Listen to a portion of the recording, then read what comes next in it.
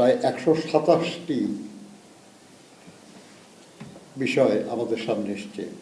আরও বাইরে আছে, সবগুলি নিয়ে আমরা দেখতেও পারি নাই। আপনারা আজকে সৈয়দপুর এয়ারপোর্টে একজন জামায়াত নেতার কাছে প্রায় 75 লক্ষ টাকা না 74 লক্ষ টাকা উদ্ধারের কথা শুনেছেন। খুব ইন্টারেস্টিং কিছু বিষয়।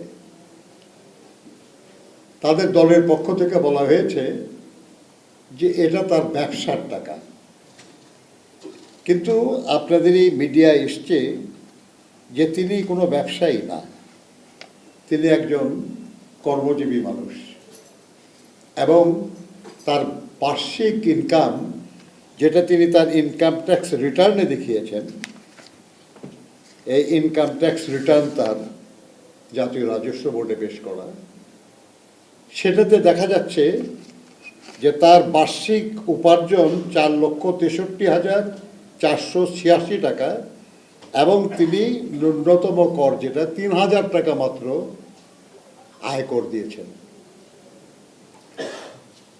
কাছে একদিকে তিনি ব্যবসায়ীও নন, অন্যদিকে তার উপার্জনও এমন না যে তার কাছে এত টাকা ভ্রমণের সময় থাকতে পারে। ফলে এটা দুঃখজনক আর কি, যে যারা খুব নীতির কথা বলেন, সৎ মানুষের কথা বলেন, এসব তাদের একজন নেতা বা তার পক্ষে তার দলের কিছু মানুষ, তারা এমন সব কথা বলেন যে কথা যুক্তিগ্রাহ্য না। আমরা এটা নিন্দা জানাই। আমরা মনে করি যে এটা ঠিক না। রাজশাহীর পরানপুরে ভোট কেন্দ্রে 6 জামাত কর্মীকে আটক রেখেছে জনতা। সেখানেও আর্থিক বিষয় সংশ্লিষ্ট এবং ভোট কারচুপির লক্ষ্যে ভোট কেনার বিষয় জড়িত। সৈয়দপুর, কুমিল্লা, শরীয়তপুর, পটুয়াখালীতে টাকা সহ জামায়াতের 12 নেতা আটক। এগুলো কিন্তু আপনাদের পত্রিকাগুলিতে প্রকাশিত খবর বলছি আমরা। কুমিল্লা 4, এটা জানেন আপনারা যে এনসিপির মুখ্য সংগঠক হাসনাত আবদুল্লাহ সাহেব ওখানে প্রতিদ্বন্দ্বিতা করছেন। তার পক্ষ হয়ে ভোটারদেরকে টাকা বিতরণ করার চেষ্টা করছেন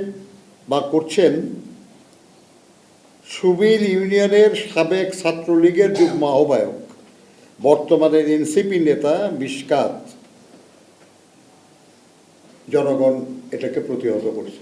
ফরিদপুরের 3 নম্বর আসনের 21 নম্বর ওয়ার্ডের অন্তর্গত স্কুল কেন্দ্রের ভিতরে প্রেজাইডিং অফিসারের কক্ষে জামায়াতের নেতৃবৃন্দের সাথে গোপন মিটিংরত অবস্থায় সেই প্রিজাইডিং অফিসারকে এলাকার জনগণ ধরে ফেলে। মিরপুরের রূপনগরে অস্ত্রসহ জামাত কর্মীকে সেনাবাহিনীর কাছে হস্তান্তর। খুলনা 5 আসনের ডুমুরি এলাকার হিন্দু ধর্মাবলম্বীদের জামায়াত ইসলামীকে ভোট না দিলে ভিটার উপরে পা রাখতে দেওয়া হবে না বলে হুমকি দিয়েতে দেখা যায় জামাতে ইসলামীর সনাতনী কমিটির সভাপতি ডাক্তার নিত্যরঞ্জন রায়কে। পলাশবাড়িতে জামায়াত নেতার বসতবাড়ি থেকে প্রচুর লাঠি উদ্ধার। জামায়াত নেতার মাছের খামার থেকে জিআই পাইপ এবং ককটেল তৈরির সরঞ্জাম উদ্ধার। এগুলো সব ছবি সহ প্রকাশিত হয়েছে। সিদ্ধেশ্বরী গার্লস কলেজে সন্ধ্যা 7:30টার দিকে একটা বিশেষ দলের কর্মীরা ঢুকেছিলেন।